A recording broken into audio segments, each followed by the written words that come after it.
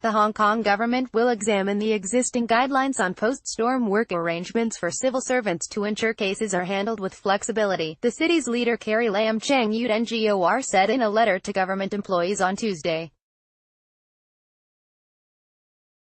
The South China Morning Post understands that officials from some government departments, including the Trade and Industry Department, only received the notice reminding them to handle colleagues' attendance after typhoons with flexibility on Tuesday, a day after it was issued by the Civil Service Bureau. Officers at Invest, the government agency tasked with attracting foreign investors, had not yet received the notice. Liang Xiaoting, chief executive of the Federation of Civil Service Unions, said the delay came as no surprise as the government's internal notices were usually sent to staff through multiple layers in the chain of command. Editorial: time off work in the wake of typhoons has to be considered. Chief Executive Carrie Lam Cheng Yuet-ngor's letter to more than 182,000 civil servants was sent a day after some government employees complained about the chaos they faced in their journeys to work on Monday amid large-scale suspensions of rail and bus services caused by Typhoon Mangkhut, the most intense typhoon in the city on record.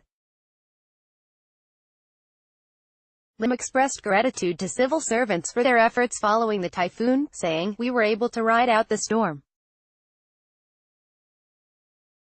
She said the Civil Service Bureau would examine the existing guidelines on work arrangements for civil servants after typhoons, ensuring that cases are handled with discretion and flexibility.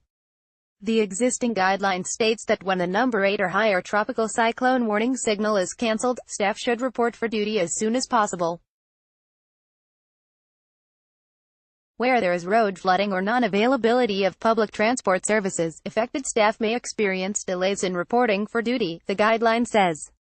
In such situations, their supervisors should give due consideration to the circumstances of affected staff and handle each case with flexibility. Consultancy given task of saving historic Hong Kong banyan tree toppled by Typhoon Mangkhut around 3 p.m. on Monday, the Civil Service Bureau issued notices to bureau and department chiefs, reminding them to handle their colleagues' attendance on Monday with flexibility. No-shows due to public transport issues should not be taken as absences, it said. A spokesman for the Civil Service Bureau did not comment on the delay in sending out the notice in some departments. The spokesman said the existing guideline for post-typhoon work arrangement stipulates that supervisors should handle each case with flexibility.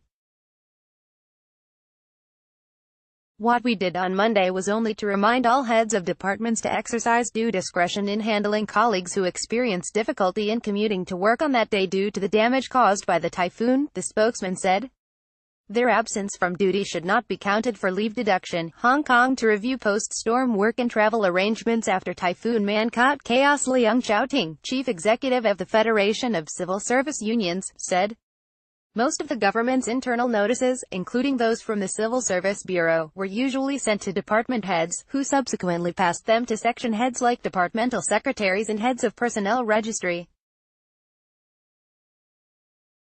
Those section heads will then forward the notice to relevant officers. There is a possibility that those section heads were not in office on Monday or did not forward it to relevant officers shortly, he said.